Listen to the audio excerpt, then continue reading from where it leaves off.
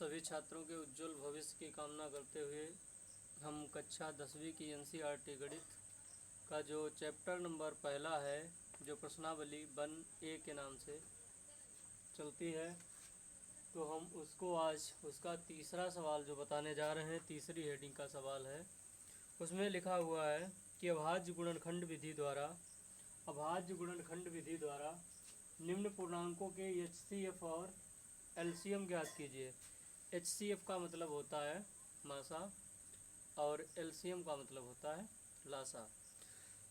तो इसका जो पहला सवाल है, यहाँ पे 12, 15 और 21, 12, 15 और 21 इस टाइप का ये सवाल है। तो इसमें हम देखते हैं इसका मासा और लासा कैसे ज्ञात किया जाएगा। तो सबसे पहले हम गुणनखंड विधि द्वारा, आइए यहाँ पे समझते हैं इसको। हम गुणनखंड विधि द्वारा हल करेंगे। सबसे पहले गुणनखंड विधि से, ये जो हम लिखा है कि गुणनखंड विधि से इसको हम लगाएंगे सबसे पहले। तो जो गुणनखंड विधि से कैसे लगाया जाएगा, जैसे 12 है, 15 है और 21 है, इन तीनों संख्याओं का अलग अलग बेस पर गुणनखंड किया जाएगा। तो जैसे यहाँ पे 12 है, 12 का गुणनखंड करेंगे तो ये हो जाएगा 2 छंगे 12, 2 तिहाई 6, लास्ट में 3 एकन 3। अब होगा अगली संख्या है 15, 15 2 से नहीं कटेगा तो इसको काटेंगे 3 से, 3 बचे 15 और 5 एकन 5। फिर है 21, 21 को 3 से काटा जाएगा, 3 सते 21 और 7 एकन 7। तो ये तीनों के अलग अलग गुणनखंड हो गए। जब इसमें अलग अलग गुणनखंड हो गए हैं तो करना क्या है, करना ये है जो इन तीनों में कॉमन मिलेगा। जैसे यहाँ 3 मिल रहा, यहाँ 3 मिल रहा और यहाँ 3 मिल रहा, तो हमारा जो HCF है, HCF बराबर हो जाएगा 3। ये हमारा HCF ज्ञात हो गया। जब HCF ज्ञात हो गया, अब ज्ञात करना है हमें लासा। तो लासा कैसे ज्ञात करना है, लासा के लिए लिखा जाएगा, लासा के एक साथ में काटा जाएगा 12, यहाँ पे लिखते हैं 12, 15, 21। इन तीनों संख्याओं को एक साथ में काटा जाता है, मतलब एलसीएम ज्ञात करने के लिए। तो एलसीएम की जो विधि है यहाँ पे हम बताएंगे आप लोगों को। तो सबसे पहले बहुत ही आराम से देखते हैं, ये इसमें लास्ट में जैसे हमने बता रखा है कि जिस संख्या के लास्ट में 0 हो, 2 हो, 4 हो, 6 हो, वो संख्या हमारी 2 से कटती हो। जिसके लास्ट में 1 हो, 3 हो, 5 हो, 7 हो और इस टाइप की जो संख्याएं होती हैं वो 3 से कटता है। जिसके लास्ट में जैसे 5 हो, वो संख्या 5 से कटेगी। 7 के लिए जो 7 से कटने वाली संख्या होती हैं उसके लास्ट में या तो अंत में 1 मिलेगा या फिर हम कह सकते हैं 7 मिलेगा। इस तरीके की जो संख्याएं होती हैं वो 7 से कटती हैं, बाकी तो फिर ज़्यादा बड़ी संख्याओं से कटती हैं। तो सबसे पहले इसमें लास्ट में देखते हैं, ये पहला जो मिल रहा है जिसके लास्ट में यहाँ पे 2 है, तो इसको हम पहले क्या करेंगे, 2 से काटेंगे। तो इसको 2 से काटने के लिए हो जाएगा हमारा 2 छंगे 12, 15 नहीं कटेगा तो इसको जैसा वैसे का वैसा ही नोट करना है। अब लिखा है इसमें 21, तो 21 हो गया। अब फिर यहाँ पे आ गया 6, इसको हम 2 तिहाई 6 काटेंगे, 15 नहीं कटेगा, नोट कर देते हैं, 21 नहीं कटेगा। अब यहाँ पे काटेंगे 3 से, 3 एकन 3, 3 बचे 15 और 3 सते 21। फिर इसको 5 से काटा जाएगा, 1 ऐसे ही और 5 एकन, यहाँ पे 1 हो जाएगा और यहाँ पे 7, लास्ट में 7 से काटेंगे, 1 एकन 1। तो अब यहाँ पे कट गया है 2 गुणे 2 और गुणे 3 गुणे 5 गुणे 7।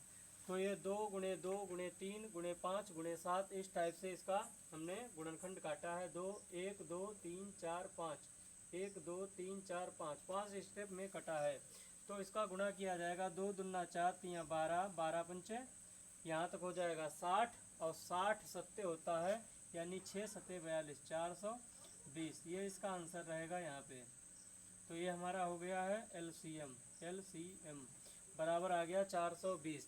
अब इसी का हम देखते हैं सेकंड सवाल है। सेकंड सवाल में जो दे रखा है, सेकंड सवाल तुम्हारा कह रहा है 17, 23 और 29। यहाँ पे लिखा जाएगा 17, 23 और 29, 17, 23, 29। तो ये हमारा जो 17, 23, 29 है, तो जो संख्या हमेशा अपने आप से कटे, ऐसी अगर संख्याएं या विषम संख्याएं कभी फंसती हैं जो किसी से नहीं कटती हैं, सिर्फ अपने आप से कटती हों, उनका हमेशा बिना गुणा भाग किए कुछ भी नहीं करना है, उसमें सबसे पहले उसका मासा 1 लिखा जाता है। तो जैसे यहाँ पर भी जो संख्याएं दी गई हैं 17, 23, 29, 17, 23, 29, यहाँ पे लिखा है 17, 23 और 29। तो यहाँ पे क्या करना है, यहाँ पे करना ये है, यहाँ पे जो संख्याएं दी गई हैं, ना तो ये किसी से कटेगी ना किसी से ये कटेगी, सिर्फ ये तीनों संख्याएं अपने आप से कटने वाली हैं। जब कभी भी संख्याएं अपने आप से कटने वाली होती हैं तो उनका मासा हमेशा 1 लिखा जाता है। तो इन संख्याओं का जो हम मासा लिखेंगे, यानी यहाँ पे HCF लिखा जाएगा, वो हमारा 1 रहेगा। कितना रहेगा? 1 रहेगा। ये HCF बराबर 1 हो गया। अब एलसीएम की अगर बात आती है तो हम एलसीएम ज्ञात करने के लिए 17, 23, 29, ये तीनों संख्याएं हो गई। इन तीनों संख्याओं का एलसीएम कैसे ज्ञात किया जाएगा, तो यहाँ पे लिख लेते हैं 17, 23, 29। तो इसको एक साथ पहले 17 से काटेंगे, 1 कन हो जाएगा, यहाँ पे 23 लिखेंगे, इधर 29 हो जाएगा। फिर इसको हम 23 से काटेंगे 1, यहाँ पे 1 कन, और इधर लास्ट में 29 हो जाएगा। अब क्या 29 से काट देते हैं भाई, 1 कन 1 कन 1 कन, तीनों का 1 कन 1 कन हो गया। अब देखते हैं इनका लिखा जाएगा यहाँ पे 17 गुणे 23 गुणे 29। अब इनका तीनों का हम आपस में जब गुणा करेंगे, जब तीनों संख्याओं का आपस में गुणा कर लिया जाएगा, जो भी फाइनल आंसर आएगा वो हमारा इसका एलसीएम रहेगा। तो सबसे पहले यहाँ पे देखते हैं, जैसे 17 और 23 की गुणा करते हैं तो 17 तियाँ होता है 51, 51 का 1 हासिल लगा 5, और 17 दूनी 34, 34 5 हो जाएगा 39, 34 5 39, यानी आ जाएगा इसका 391 गुणे 29। अब इसका हम यहाँ पे गुणा कर लेते हैं, 3 9 1, यानी 2 9, ऐसे 9 1 का यहाँ पे 9, 9 9 81 का 1 हासिल लगे 8, और 9 3 27, 27 में 8 जोड़ना है, यानी 27 8 हो जाएगा 35। इसके नीचे गुणक निशान 2 1 का, यहाँ पे 2, 9 दूनी 18 का 8 हासिल लगा 1, और 3 दूनी 6 और 1 7, तो यहाँ पे 9 हो जाएगा, इधर 3, 8 5 13 का 3 हो जाएगा, 10 1 11। इसका तो आंसर आ जाएगा 11,339, 11,339, ये इसका हो जाएगा आंसर, फाइनल आंसर।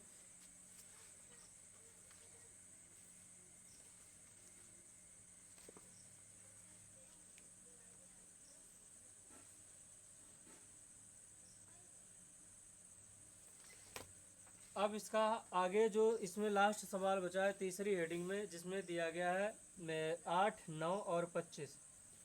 8 यहाँ पे लिखते हैं, तीसरा सवाल है 8, 9 और 25। इस टाइप में देखते हैं इसमें क्या होगा। यहाँ पे 8 9 और 25 है, इसका सबसे पहले क्या करना है, गुणनखंड करना है। गुणनखंड के माध्यम से हमें पता चल जाएगा। जैसे यहाँ पे हम लिख लेते हैं 8 का गुणा, 8 बराबर यानी 2 गुणे 2 गुणे 2, ये 8 का गुणनखंड हो गया, 2 दूना 4 दूनी 8 हो गया। इसी तरीके से हम यहाँ पे 9 का गुणा लिख लेते हैं, 3 गुणे 3, ये 9 को तोड़ करके लिखा गया, यानी 9 को गुणनखंड रूप में लिखा, तो इसका भी जो गुणनखंड आएगा वो 3 गुणे 3 आएगा। अब 25 का देख लेते हैं, जो गुणनखंड क्या होता है, 25 को 5 गुणे 5 लिखा जाएगा, 5 गुणे 5।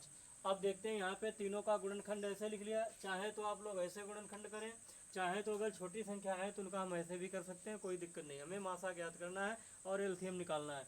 तो सबसे पहले यहाँ पे देखिए, इसमें 2 2 है, इसमें 3 मिला, इसमें 5 मिला, यानी कोई भी संख्या इनमें कॉमन नहीं मिल रही है। तो ऐसी कंडीशन में जो HCF होगा वो हमेशा 1 होगा। ये इसका आंसर हो गया। अब आगे देखते हैं, आगे देखना है, यानी ये हमें निकालना है इसका एलसीएम।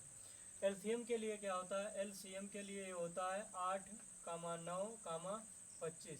जब इस टाइप में ये सवाल दिया गया तो सबसे पहले क्या करना है, करना ये हमें है, इसका एक साथ में इसको काटा जाएगा। तो 2 चौके 8, 9 नहीं कटेगा, 25 नहीं कटेगा। अब क्या 2 से फिर काटेंगे, 2 दूना 4, और 9 ऐसे ही, 25 ऐसे ही। अब फिर 2 से काटेंगे, यहाँ 1 कन, यहाँ 9 ऐसे ही, यहाँ 25 ऐसे ही। अब लास्ट में यहाँ पे अभी काटना है इसको 3 से, 1 कन इसका, और इधर 3 तिहाई 9, इधर हो जाएगा 25। फिर 3 से काटना है इसका 1 कन, इसका भी 1 कन, और लास्ट में 25। फिर देखते हैं, इसको हम काटेंगे 5 से, 1 1, यहाँ 1 कन हो गया, और ये वाला 55 25 हो गया, लास्ट में 5 से 1 1 1। अब देखिए फाइनली तीनों जगह क्या हो गया, सारा मतलब यहाँ पे लास्ट में 1 1 आ गया है। तो इसका मतलब है ये इसका गुणनखंड हमने कर लिया है। अब रही बात इसका एलसीएम ज्ञात करने के लिए, तो 2 गुणे 2 गुणे 3 गुणे यहाँ पे 2 2 से कितनी बार कटा है, 2 बार कटे, 3 बार कटा है, 2 2 2 3 बार हो गया। ये 1 2 3 बार हो गया, 1 2 2 बार 3 से कटेगा, उसके बाद 2 बार 5 से कटेगा। अब देखते हैं इसकी हमें क्या करनी है, गुणा करनी है। गुणा कैसे करेंगे, 2 दूना 4 दूनी 8 तियाँ 24 24 तियाँ 72 24 तियाँ यहाँ तक 72 हुआ, गुणे 5 और गुणे 5, तो 5 दूनी 10 का 0 हासिल लगा, 1 7 बचे 35 1 36 360 गुणे फिर 5 करेंगे, 5 सिफरम सिफर, 6 पंचे 30 का 0 हासिल लगा, 6 पंचे 30 का 0 हासिल लगा 3 और 5 तियाँ 15 3 18। इसका जो आंसर रहेगा यानी एलसीएम रहेगा, एलसीएम जो इसका एलसीएम रहेगा वो कितना रहेगा, 1800। तो ये हमारी जो इसमें पहली हेडिंग थी, जैसे तीसरी हेडिंग थी, तीसरी हेडिंग में 3 सवाल दिए गए थे, तीसरी हेडिंग में हमारे 3 सवाल दिए गए थे, तो ये तीनों फाइनली इस टाइप से कुछ लग गए हैं। अगर किसी को कोई समस्या है तो वो जानकारी भी ले सकता है। जैसे हेडिंग लिखी थी, अभाज्य गुणनखंड विधि द्वारा निम्न पूर्णांकों के एचसीएफ और एलसीएम ज्ञात कीजिए, जो इसमें ज्ञात कर दिए हैं।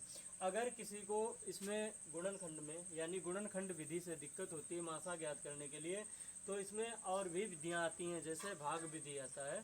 तो भाग विधि के लिए हम एक सवाल आप लोगों को यहाँ पे बता देते हैं, इसको मिटा करके, कि भाग विधि से मासा कैसे ज्ञात किया जाता है। फाइनल में देखेंगे, जैसे हम बताने जा रहे हैं आपको, अभी तक इसमें गुणनखंड की विधि से बताया गया, अब बताएंगे भाग विधि से। तो यहाँ पे हम जो हेडिंग डाल रहे हैं कि भाग विधि द्वारा मासा ज्ञात करना, ठीक है, भाग विधि द्वारा मासा ज्ञात करना। तो भाग विधि इसमें संख्याएं लिखी हैं हमारी यहाँ पे 12, 15, 21। यहाँ पे 3 संख्या है, 12, 15, 21। तो तीनों संख्याओं में ये देखना है कि इसको हम भाग विधि से कैसे लगाएंगे, भाग विधि से यानी कैसे लगाया जाता है। तो यहाँ पे सबसे पहले फाइनली 2 संख्याएं ली जाएंगी। हम 2 संख्याएं यहाँ पर लेते हैं, 2 संख्याओं का मतलब है 3 संख्याएं हो, 4 हो, 5 हो, कुछ भी हो, तो हम सबसे पहले 2 संख्याएं ही लेकर लगाते हैं।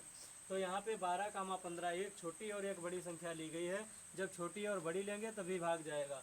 तो पहले है 15, 15 बड़ी है, तो यहाँ पे क्या करेंगे, इसको 12 से भाग देंगे, 12 में।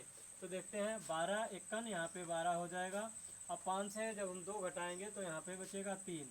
अब इधर क्या करते हैं, ये 12 1 का 12 हो गया, यहाँ पे शेष हमारा 3 बचा। तो आगे कोई संख्या नहीं, तो ये वाली संख्या यहाँ लाते हैं, यहाँ आ जाएगी। अब देखें 3 का पहाड़ा 12 में पढ़ेंगे, 3 चौके 12, 3 चौके 12। जब 3 चौके 12 हो जाएगा तो 12 से जब 12 जाएगा तो कुछ भी नहीं बचेगा। तो इसका मतलब जो ये वाला होता है लास्ट भाजक, ये 3 जो लास्ट भाजक है यही इसका एचसीएफ हो गया, एचसीएफ बराबर 3 हो गया। अगर ये 3 हो गया, इसमें एक संख्या और बची है 21, एक संख्या जो बची है वो हमारी बची है 21। अगर जो भी एचसीएफ आता है उससे ये वाली संख्या भाग में चली जाती है, भाग पूर्ण तरीके से हो जाएगा, तो इसका मतलब जो एलसीएम 3 है वो सही है, अन्यथा गलत होगा। तो 3 से काट के देखते हैं, 3 सते 21, यानी ये भी पूरी कट गई। अगर ऐसे ना कर सको तो अब इनको पहले हमने लिया था ये वाली 2 संख्या, अब ये वाली लेना, ठीक है। ये वाली देखते हैं, तो इसमें 21 बड़ी संख्या है और 15 छोटी है, तो यहाँ पे 15 1 का 15 होगा। 15 में कितना जोड़ा जाए, जैसे घटा लेते हैं, यहाँ से लिए जाए 11, 11 से 5 जाएगा तो बचेगा 6। तो अब क्या करते हैं, 15 इधर लाते हैं, तो 6 दूनी यहाँ पे 12 हो जाएगा, कितना 12, यहाँ पे 3 बचेगा। अब ये वाला जो 6 है यहाँ लिखा जाएगा, तो 3 दूनी 6, यानी पूरा यहाँ कट गया, तो इसका भी लास्ट भाजक कितना आया, 3 ही आया। तो कुल मिला के ये यहाँ पे हमने दो तीन मॉडल इसके बता दिए। तो यहाँ ऐसे भी लगाने से 3 आया, अगर यहाँ पे 3 आ जाता तो इस वाली संख्या को भाग देने तब भी पूर्ण तरीके से चली जाती, तब भी इसका 3 नहीं आएगा, ठीक है। तो ये हमारा इसमें ऐसे फाइनल हो गया। तो ये जो हमारी हेडिंग नंबर 3 थी, जिसमें लिखा था अभाज्य गुणनखंड विधि द्वारा निम्न पूर्णांकों के एचसीएफ और एलसीएम ज्ञात कीजिए, तो यहाँ पे एचसीएफ और एलसीएम ज्ञात हो गए हैं। अगर किसी को कोई समस्या है तो हमारे व्हाट्सएप नंबर पर संपर्क कर सकता है। जय हिंद, जय भारत।